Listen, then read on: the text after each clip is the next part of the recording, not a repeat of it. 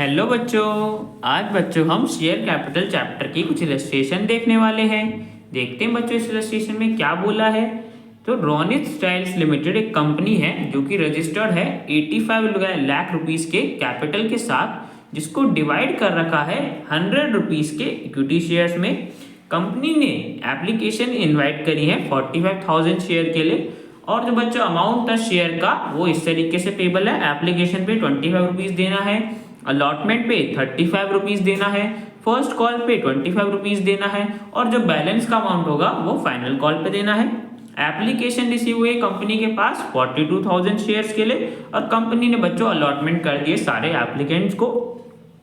कभी जिसको बच्चों 3300 शेयर्स अलॉट कर रखे थे उसने बोथ द कॉल्स का अमाउंट पे नहीं करा है। फर्स्ट कॉल का भी और फाइनल कॉल का भी दोनों अमाउंट पे नहीं करे हैं, और कंपनी ने उसके शेयर्स फॉरफिट कर दिए हैं। अब बच्चों हमें क्वेश्चन में कंपनी की बैलेंस शीट में शेयर कैपिटल को प्रेजेंट करना है। तो बच्चों शेयर कैपिटल को प्रेजेंट करने के लिए सबसे पहले हम उसका नोट टू अकाउंट्स बना लेते हैं। तो देखो बच्चों हमारे पास शेयर कैपिटल के नोट में सबसे पहली हेडिंग क्या आती है, ऑथोराइज्ड कैपिटल, कि कंपनी कितने कैपिटल से रजिस्टर्ड हुई थी, जो कि बच्चों हमें क्वेश्चन में दे रखा था 85 लाख, जिसको डिवाइड कर रखा था 100 रुपीज के इक्विटी शेयर्स में। तो बच्चों हमारे पास शेयर्स कितने हो गए, 85,000 इक्विटी शेयर्स और ₹100 ईच। तो हमारे पास ऑथोराइज्ड कैपिटल आ गया 85 लाख रुपीज। ठीक है बच्चों। अब नेक्स्ट बच्चों हमारे पास आता है इशूड कैपिटल। तो देखो बच्चों कंपनी ने कितने शेयर्स इशू करे थे, 45,000 शेयर्स इशू करे थे, और एक शेयर 100 रुपीज का। तो बच्चों कंपनी का इशूड कैपिटल कितना हो गया, 45 लाख रुपीज। और बच्चों हमारे पास नेक्स्ट क्या आता है, सब्सक्राइब कैपिटल। अब बच्चों याद करो सब्सक्राइब कैपिटल में हमारे पास दो हेडिंग्स आती है ना, subscribed and fully paid up और subscribe but not fully paid up. तो फुली पेड अप में बच्चों हम कब शो करते हैं, जब बच्चों हमें शेयर पे सारा अमाउंट रिसीव हो जाता है, और नॉट फुली पेड अप में कब लिखते हैं, जब बच्चों हमें शेयर पे सारा अमाउंट रिसीव नहीं होता या कंपनी ने अमाउंट कॉल नहीं करा होता। अब बच्चों देखो हमारे पास क्वेश्चन में क्या बोल रखा था कि 45,000 शेयर इशू करे थे, उसमें से 42,000 शेयर के लिए एप्लीकेशन आई और 42,000 शेयर्स को अलॉट कर दिया गया। तो बच्चों 42,000 शेयर्स को अलॉट करा, उसमें से कभी को बच्चों 3300 शेयर्स अलॉट हुए थे और उसके शेयर्स को फॉरफिट कर दिया गया। तो बच्चों 42,000 शेयर्स में से 3300 शेयर्स को हमने कैंसिल कर दिया। तो बच्चों अब हमारे पास रिमेनिंग शेयर कितने बच गए होंगे, 38,700। तो देखो बच्चों 38,700 इक्विटी शेयर्स पे हमें 100 रुपीज शेयर का मिल चुका होगा, बिकॉज सारा अमाउंट रिसीव हो गया। तो जो रिमेनिंग शेयर्स थे उन पे बच्चों हमें टोटल सारा अमाउंट 38,70,000 रुपीज रिसीव हो चुके होंगे, है ना बच्चों। 42,000 टोटल अलॉट करे थे, उसमें से इतने कैंसिल कर दिए, तो रिमेनिंग शेयर्स हमारे पास subscribed and fully paid up में आ गए, बिकॉज बच्चों सारा अमाउंट हमें इन शेयर्स पे रिसीव हो गया। ठीक है बच्चों। अब देखो बच्चों ध्यान से समझना, कभी को बच्चों हमने 3300 शेयर्स अलॉट करे थे, उसने फर्स्ट कॉल और फाइनल कॉल का अमाउंट पे नहीं करा, तो कंपनी ने उसके शेयर्स फॉरफिट कर दिए। अब बच्चों देखो फर्स्ट कॉल और फाइनल कॉल का अमाउंट नहीं पे करा, बाकी जो एप्लीकेशन और अलॉटमेंट का अमाउंट था वो तो बच्चों कभी ने पे करा होगा ना। मतलब बच्चों कंपनी को एप्लीकेशन का 25 रुपीज पर शेयर मिला होगा 3300 शेयर्स पे, और अलॉटमेंट का भी 35 रुपीज पर शेयर मिला होगा 3300 शेयर्स पे। तो टोटल बच्चों कभी से कितना अमाउंट मिला होगा, एप्लीकेशन और अलॉटमेंट दोनों का मिला के 60 रुपीज पर शेयर मिला होगा कभी को, 60 कभी ने पे करा होगा कंपनी को। तो बच्चों ये अमाउंट जो हमें मिल चुका है, ये अमाउंट बच्चों कंपनी वापस रिफंड तो नहीं करेगी ना। और जब बच्चों कंपनी ने शेयर्स को फॉरफिट करा होगा, तो बच्चों जो अमाउंट हमें उन शेयर्स पे मिल चुका होता है उसको बच्चों हम फॉरफिटेड शेयर्स अकाउंट में ट्रांसफर करते हैं ना। फॉरफिटेड शेयर्स अकाउंट में उस अमाउंट को ट्रांसफर करते हैं जो अमाउंट बच्चों हमें उन शेयर्स पे रिसीव हो गया होता है। यहाँ पे 3300 शेयर्स पे हमें 60 रुपीज पर शेयर रिसीव हो गया होगा, एप्लीकेशन और अलॉटमेंट दोनों का अमाउंट हमें रिसीव हो गया होगा।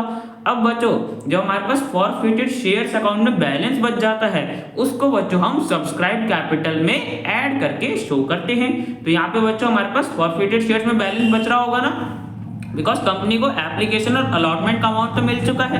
तो इस अमाउंट को बच्चों कंपनी वापस रिफंड नहीं करती शेयर होल्डर को, कंपनी अमाउंट अपने पास रख लेती है और इसे फॉरफिटेड शेयर्स अकाउंट में ट्रांसफर कर देती है। तो बच्चों हमारे पास फॉरफिटेड शेयर्स अकाउंट में कितना बैलेंस बच रहा होगा, 3300 शेयर्स पे हमें 60 रुपीज पर शेयर मिला होगा, एप्लीकेशन और अलॉटमेंट दोनों का मिला के। तो टोटल बच्चों हमारे पास फॉरफिटेड शेयर्स अकाउंट में 1,98,000 रुपीज बैलेंस बच रहा होगा। अब बच्चों इस बैलेंस को हम सब्सक्राइब कैपिटल में ऐड करके दिखा देंगे। ठीक है बच्चों। तो ऐड कर दिया तो हमारे पास बच्चों टोटल आ गया सब्सक्राइब कैपिटल का 40,68,000। ठीक है बच्चों, तो अब बच्चों इस बैलेंस को हम अपने शेयर कैपिटल में शो कर देंगे। तो बच्चों देखो कंपनी की बैलेंस शीट में शेयर कैपिटल को कैसे प्रेजेंट करते हैं। हमारे पास सबसे पहले मेजर हेड आता है इक्विटी एंड लायबिलिटीज, फिर उसके अंडर बच्चों शेयर होल्डर्स फंड्स आता है और उसके अंडर बच्चों हमारे पास शेयर कैपिटल आता है जिसका हम नोट बनाया था 1 वो लिख देंगे।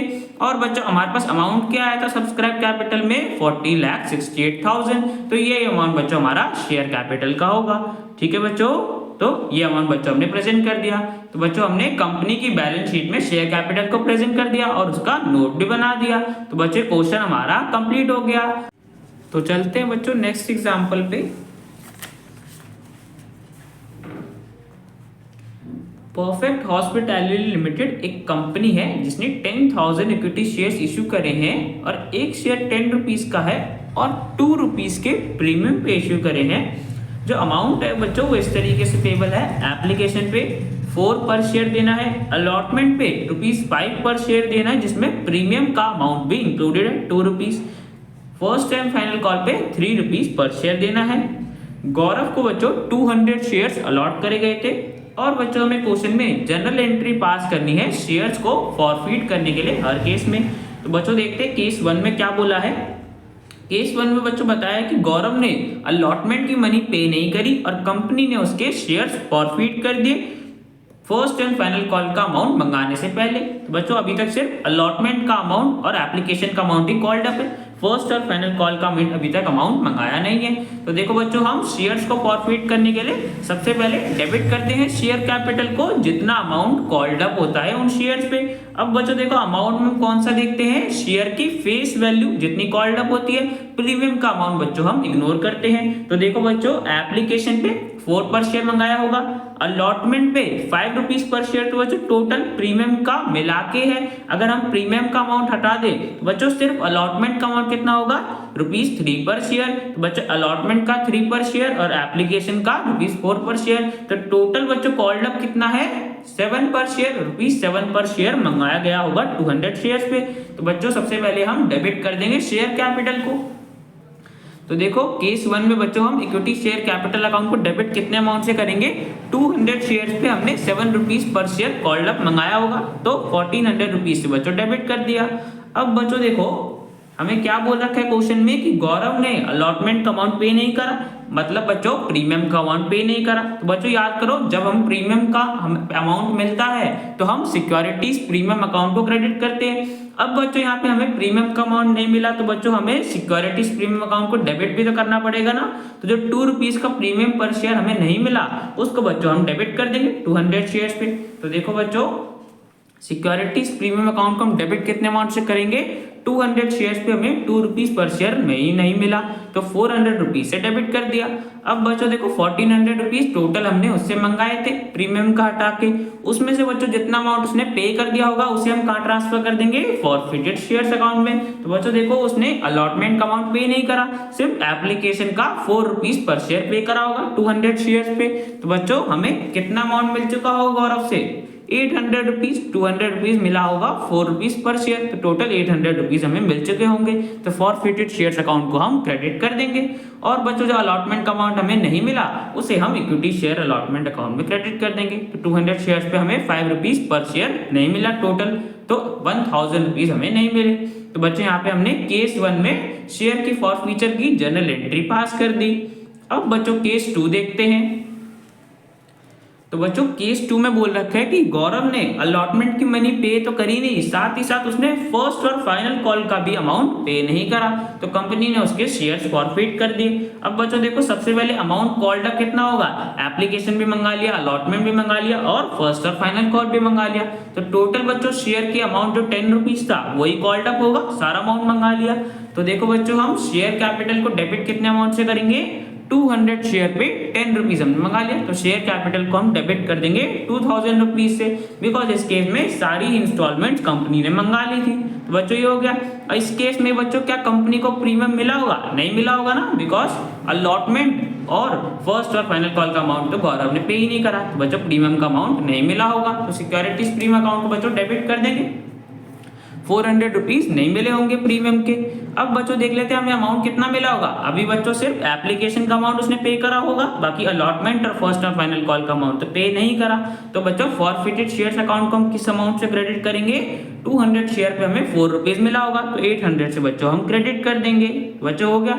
अब बच्चों हमें जो अलॉटमेंट और फर्स्ट और फाइनल कॉल का अमाउंट नहीं मिला, उनको बच्चों हम उनके रिस्पेक्टिव अकाउंट में क्रेडिट कर देंगे। तो इक्विटी शेयर अलॉटमेंट अकाउंट को बच्चों क्रेडिट कर देंगे। 200 शेयर पे हमें 5 रुपीज पर शेयर अलॉटमेंट का नहीं मिला, तो टोटल बच्चों हमें 1000 रुपीज नहीं मिले।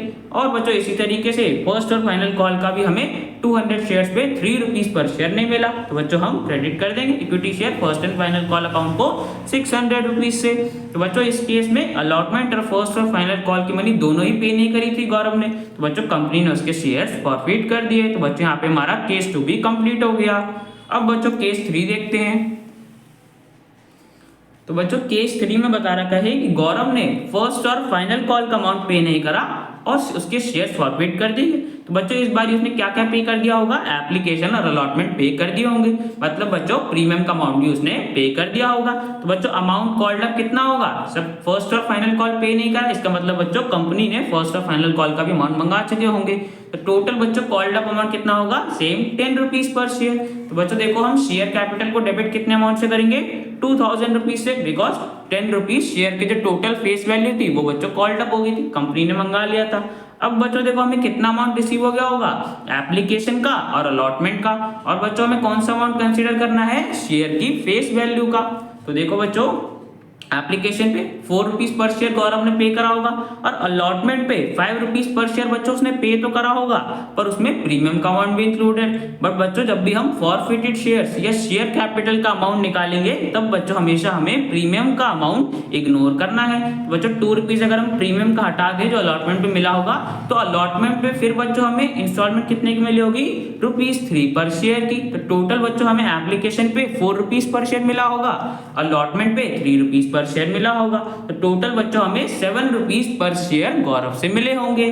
तो बच्चों हम फॉरफिटेड शेयर्स अकाउंट को कितने अमाउंट से क्रेडिट करेंगे, 200 शेयर पे हमें 7 रुपीज का अमाउंट मिल चुका होगा, 1400 रुपीज। ठीक है बच्चों। तो अब बच्चों हमारे पास जो फर्स्ट और फाइनल कॉल की पेमेंट उसने नहीं करी थी, उस अकाउंट को बच्चों हम क्रेडिट कर देंगे equity share first and final call account को। 200 शेयर पे 3 रुपीज का उसने अमाउंट पेमेंट नहीं करी, तो 600 रुपीज से बच्चों हमने equity share first and final call account को क्रेडिट कर दिया।